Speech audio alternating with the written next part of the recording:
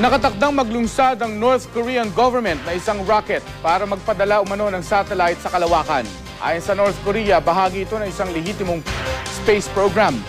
Nagbabala naman ang National Disaster Risk Reduction and Management Council at ang Department of National Defense na posibleng bumagsak sa karagatan sa may Cagayan at Quezon ang debris mula sa rocket ng North Korea.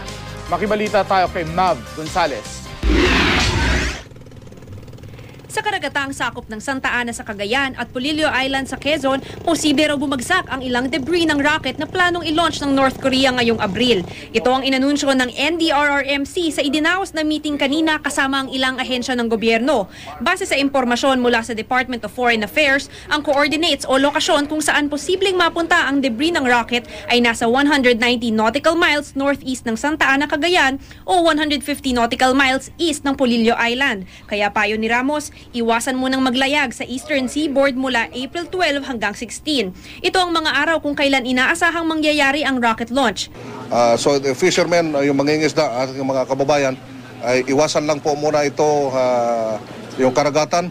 Totoo o hindi ito, matuloy o hindi, mabuti na yung alam natin na mayroon panganib dahil dito sa paglipad dito. Nilinaw ni Ramos na di naman target ng rocket ang Pilipinas. Natapat lang daw na nasa pagitan ng West Sea sa Korea at Yellow Sea sa China ang daan nito. Kung malihis daw ito ng direksyon, baka bumagsak ito sa dagat na sakop ng Pilipinas.